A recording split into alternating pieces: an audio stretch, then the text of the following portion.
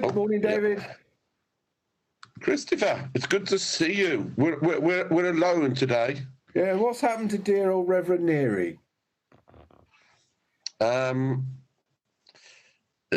is classified information. Classified information. Except, dear viewer, we apologise that Joe's not with us today. As you can see, do apologise. That's not classified, is it? The fact you can't see her. No.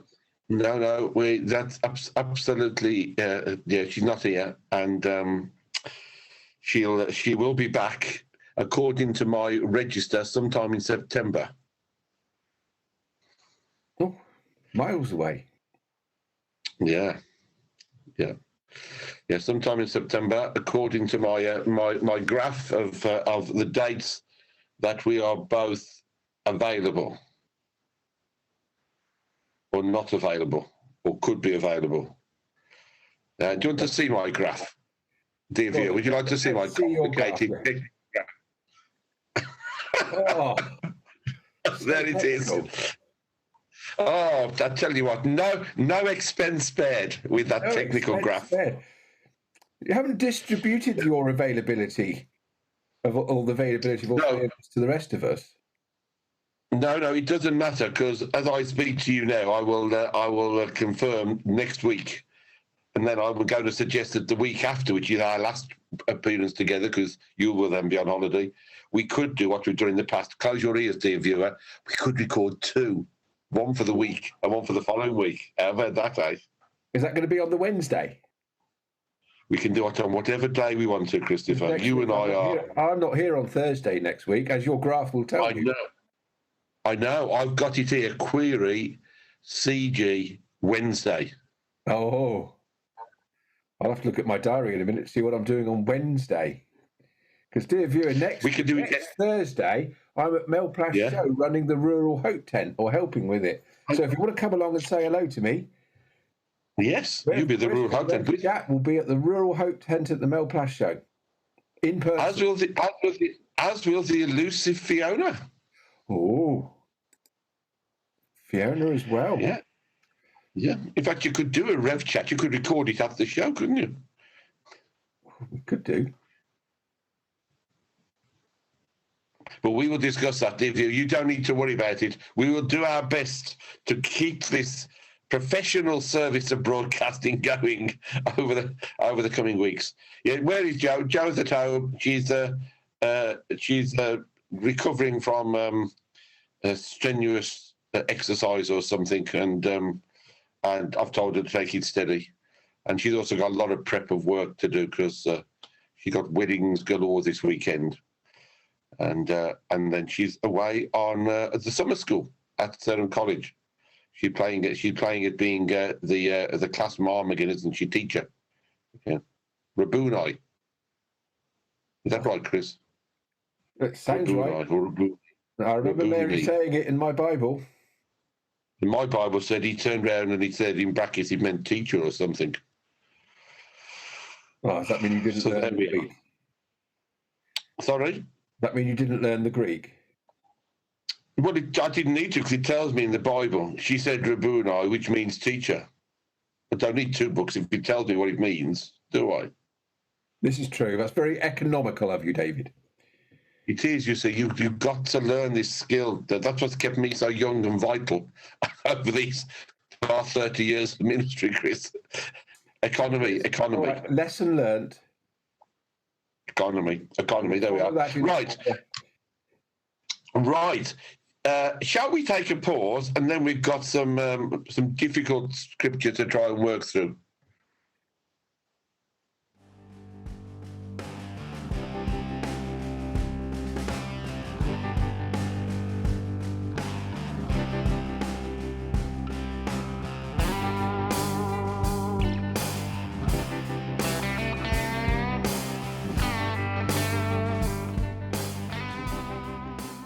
So we're following through on Luke chapter 13. Now Jesus was teaching in one of the synagogues on the Sabbath. And just then there appeared a woman with a spirit that had crippled her for 18 years. She was bent over and was quite unable to stand up straight. When Jesus saw her, he called her over and said, "Woman, you are set free from your ailment." When he laid his hands on her, immediately she stood up straight and began praising God. The leader of the synagogue, indignant because Jesus had cured on the Sabbath, kept saying to the crowd, "There are 6 days on which work ought to be done. Come on those days and be cured, and not on the Sabbath day." But the Lord answered him and said, "You hypocrites! Does not each of you on the Sabbath untie his ox or his donkey from the manger and lead it away to give it water? And ought not this woman, a daughter of Abraham, whom Satan bound for 18 long years, be set free from this bondage on the Sabbath day?" When he said this, all his opponents were put to shame, and the entire crowd was rejoicing at all the wonderful things that he was doing.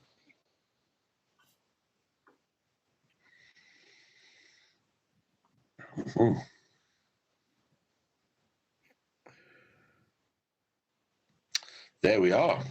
So there's me and you. We're not allowed to work on the Sabbath. Oh, well, that's not quite true, because we would be hypocrites, because don't we untie our ox on the Sabbath? I don't have an ox. Or a donkey. No, that's really true. Do you have an ox or a donkey or an ass? Well, that's a very leading question, Chris, of course. No, but taking it as we're meant to do by looking at the Bible and putting it into today's understanding, do you not put the key in the starting ignition block of your car and turn it on? I do, and I take my dog for a walk. Yeah, we are, you see. Very, very, very interesting. Yeah, just to put some context into this, I have a friend. I know you might find that strange. I do still have a friend from my nursing days, and he moved from Wolverhampton, where we were training, to finish his training in a hospital called Prestwich, which is a psychiatric hospital up in Salford way, that kind of place. And because he was getting married, that's why. When he moved, but when he bought the flat where they lived in a quarter of the area, which is a Jewish quarter, and people there, of course, those who were strict in adhering to the Sabbath not working part of their tradition. Some people got it absolutely sussed. They'd electronically sorted out the lights being switched on, to given time on the clock, or the curtains closing automatically, so they weren't working. I know that seems pretty pathetic, but that, to them, that was still working on the Sabbath, doing menial tasks. Those who weren't quite as technically proficient used to find people who were not of the Jewish tradition and pay them to go in the house and close the curtains. And my friend Adrian was one of these. His neighbours used to pay him every Sabbath, Friday night, Saturday to go in and draw the curtains and such things for them. And so that idea, I know that seems quite strange. That idea, it still carries on, that there is something really important about not working. And I remember when many years ago, before we were married, January, I'd gone on a holiday to Skye, up the island of Skye. And the Kirk, the Church of Scotland up there, adhere to this rule about not working on the Sabbath. And just before we'd gone there was a great controversy on the island, because a young holidaymaker boy had got out in a rowing boat which had sunk. And the local crew had refused to go out to rescue him because it was the Sabbath and they couldn't work. There we are, Chris. How do we answer that kind of question? Well, I think that's actually the answer that Jesus says, isn't it? I mean, it is. You've got, Jesus says, you hypocrites, doesn't each of you untie his ox and his donkey to give it water? Well, paying somebody else is delegating your responsibility, because if you respect the other person, they shouldn't be doing it either. And here we have a pure example of Jesus healing on the Sabbath. Yep. Which is just like those rescue people going out to rescue people on the Sabbath. Yeah. I often find it when I was working in engineering, when I was a controls engineer, and people always wanted to do things when production lines aren't running, as in on the Sunday. So I had to actually make a decision. I would work on the Sabbath in exceptional circumstances, which I think those examples are, but not make it a regular habit. And then I had to sit down and work out, well, how do you define habit versus exceptional circumstances? Mm-hmm. And I think I worked out that would be about 3 or 4 Sundays a year. Mm-hmm.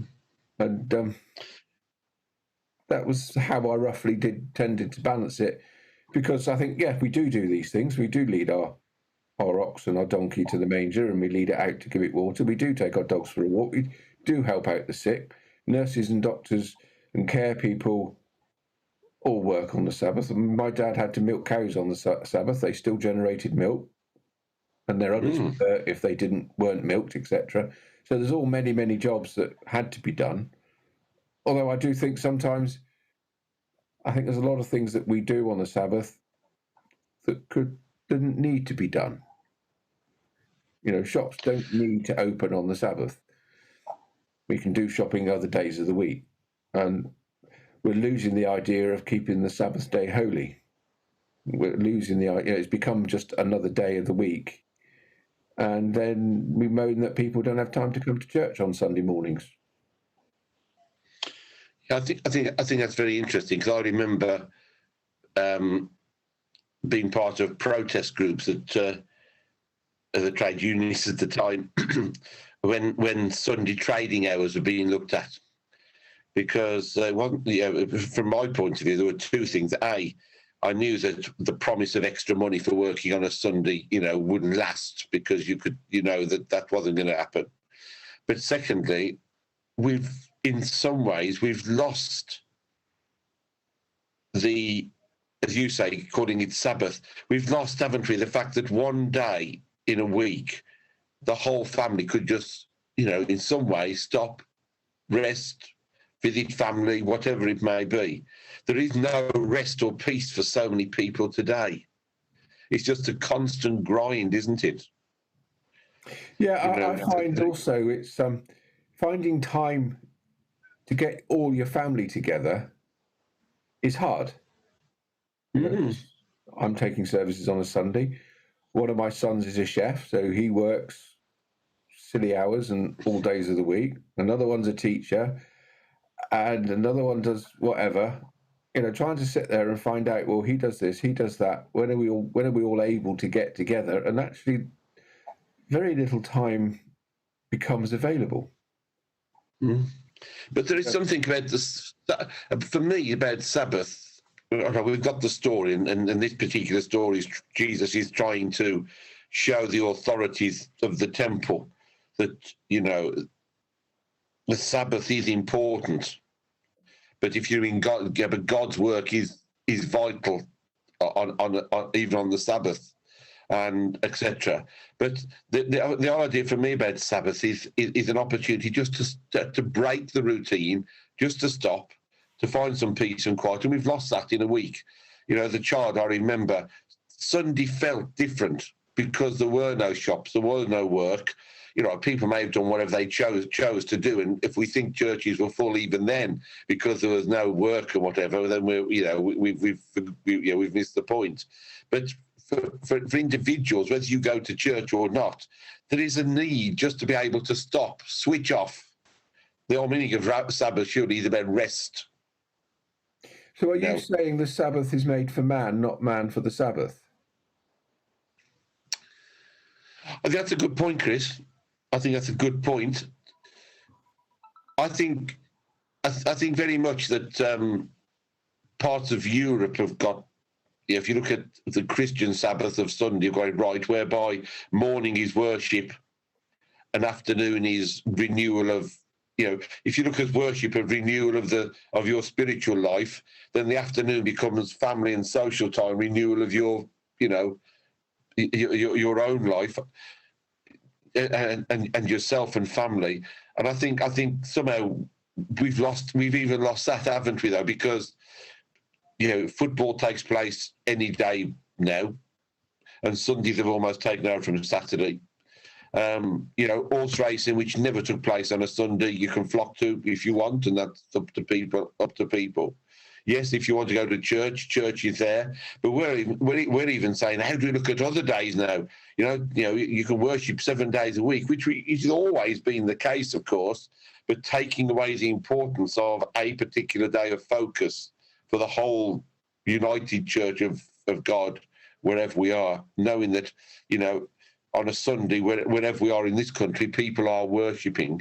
The kind of we've missed that, or we're losing that importance of Sabbath and rest and renewal, whether it's personal renewal, spiritual renewal, renewal of our physical lives and being. And I just think we're in danger of just constantly just being on the treadmill, aren't we, in life? Well, for so many people who get no choice. If you're having to work and your employee, Fred Jones, grocery down the road or supermarket says you're rotated for Sunday, you either agree or you lose your job, don't you? I think I remember when David. Yeah, you see, I remember when I was a curate many years up in New Toxteth, we had a biscuit company there, one of the international, biscuit groups now owned by Northern Foods or whatever the company is. And we used to have problems with them because obviously they couldn't switch off everything on a Sunday because, it was costly to them. And their routine was you knew what day what biscuit was being baked by the smell from the factory. So Monday was always coconut creams, you could smell those. And Tuesday was always custard creams, etc. Ginger nuts on a Wednesday, you could smell. Well, Sundays were the big day for producing rusks. This company produced rusks for Farley's, baby rusks for Farley's. So the factory worked. And we had problems with baptisms, particularly, because if you were down to work, you weren't allowed to go. And people would want to go to their, they're being asked to be godparent. The biscuit factory said, no, if you go. And it got to the point where people were losing their job. And so I decided to take it upon myself to make an appointment to see the manager of the factory to discuss this with him. And eventually, after much whatever, we came to an agreement. He could understand that, baptism took place on a Sunday because that's when they were. And this was almost a religious right of people to be able to attend. And he lobbied the national headquarters who allowed staff, because they weren't allowed to change shifts with other people, allowed them to swap and change and whatever. But it became very awkward for a while because people didn't, they wanted to attend their sister's baby's baptism, but they also needed their job. And where'd you go from there? And it just took some conversations, some understanding, some being prepared to work together and close-knit, but to also get over the fact that from a faith point of view, for those families, baptism was important and they wanted to be part of it and didn't want to be excluded because the factory would say, well, ask them to change their date. Well, of course, not every family can just change your date because Uncle Fred's working on that Sunday and can't get off. It became quite a thing. And I don't know what happens there now. The biscuit factory's still there. I'm sure they hopefully have the same kind of understanding. But there is something about how we renew and how we do all of that. Yeah, I'm speechless, David. See, you have to know these things with biscuit factories. Very important biscuit factories in the world economy. I don't think I ever went in a biscuit factory when I was engineering. Turkish Delight, I was in the factory doing that. Mars bars, I've done that. Yeah. But I don't know that I did biscuits. No, well, it just happened to be one of the big industries in Uttoxeter was the biscuit factory. Foxes, I think they were. And, but this is a cooperation. It's a lack of understanding of the need for, if you work 7 days a week, before the factory worked 7 days a week, and they didn't always, did they? It was a 5-day week, and of a weekend you only had essential services there, often servicing. Well, you're an engineer, Chris. Often you use Saturday and Sunday for engineering repairs or for servicing the machinery, I presume. I've never worked in a factory in my life. But when they went on to 7-day production, which is what happened while I was a curate in the first year, the 7-day production started as opposed to whatever, that's when the problem began.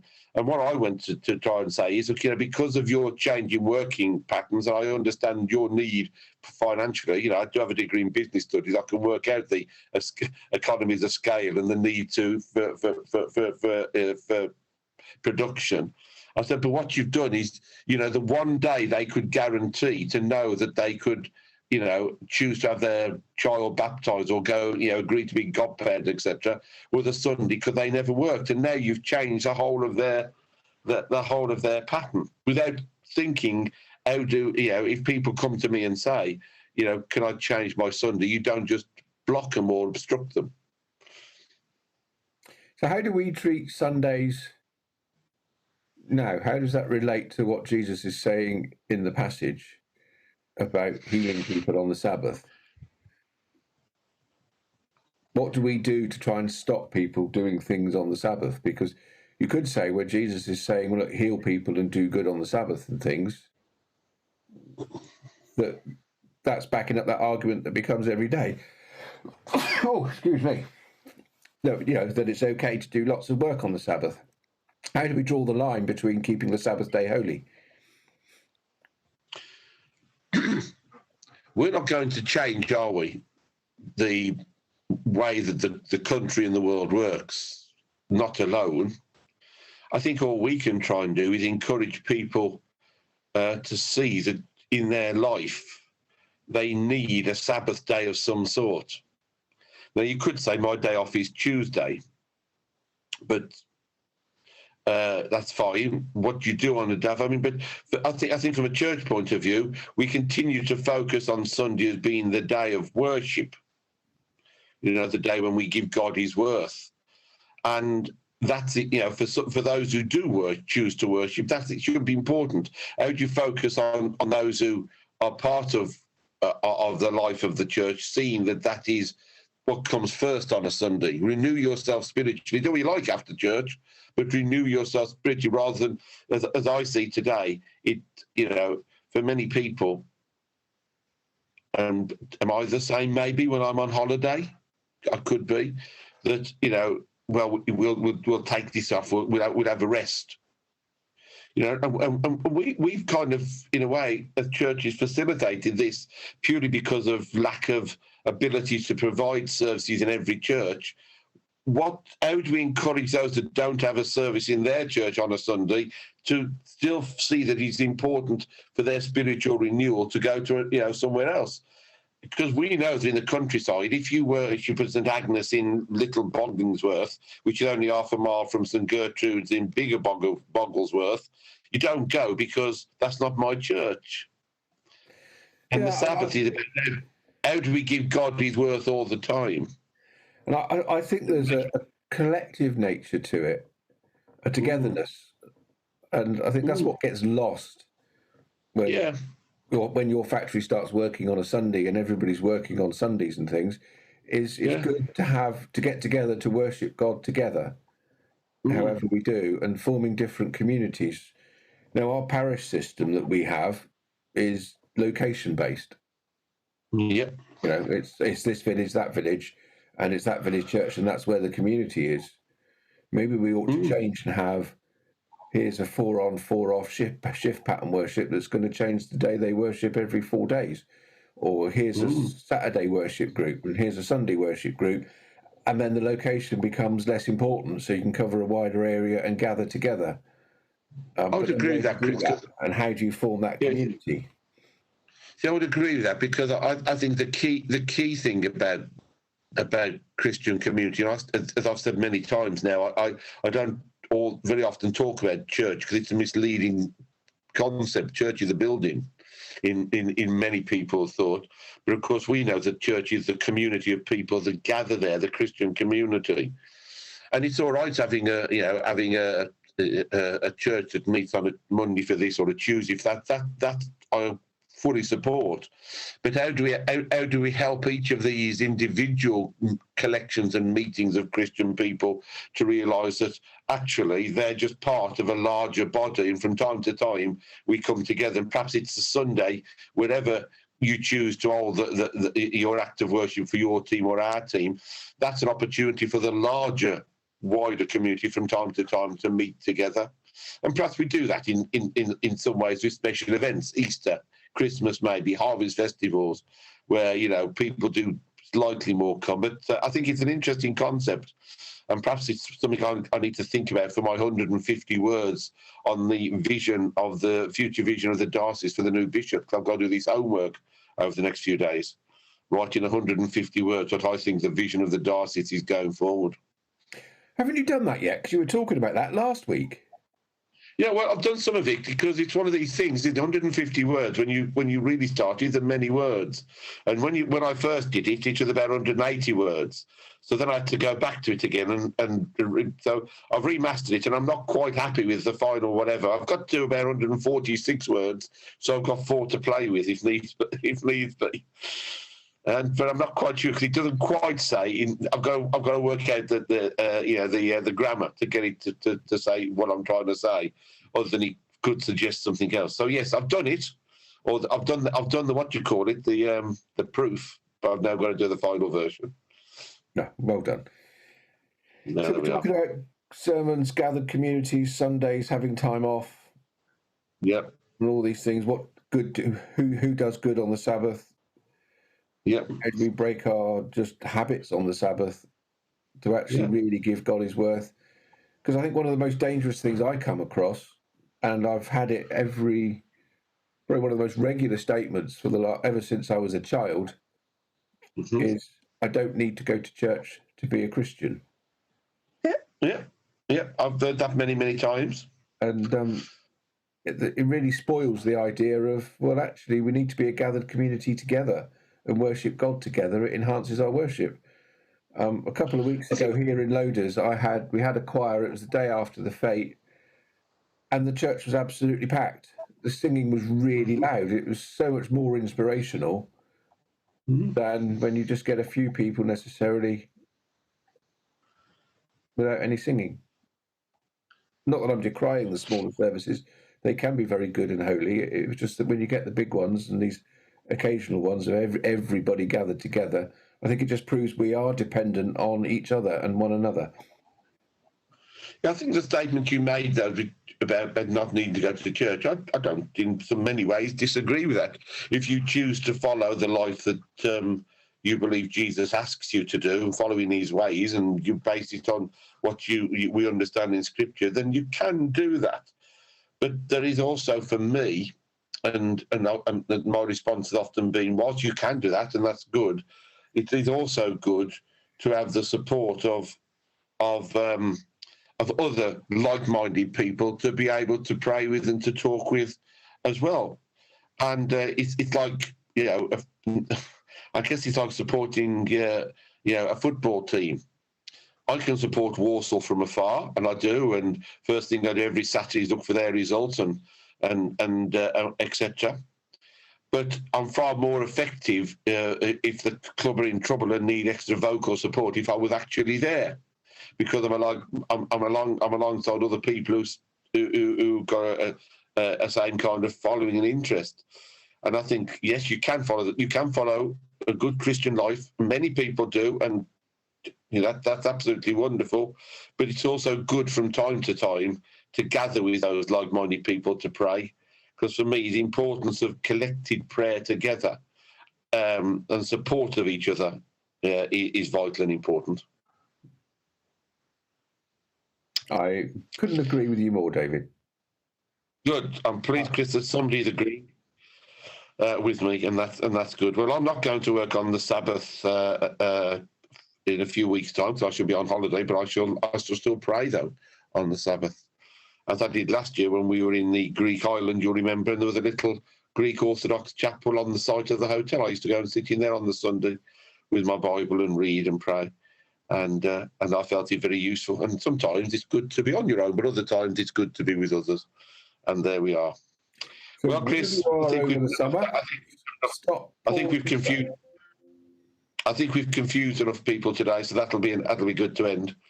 And we wish Reverend Neely well. Hope that she's soon better and mended, and that her summer school will renew her fully, and then a holiday will rest her properly, and she'll be back to your viewer, fit as a fiddle. Fit as a fiddle. Oh, let's hope so. We miss you already, Joe. Missing you already. There we are. Dear viewer, you know how to follow us. Egerton, Colmers, and all the rest of the stuff. Beaminster and everywhere in the world you can pick us up. Just type in Rev Chat. Rev Chat will do. Bye-bye. Bye, Lester.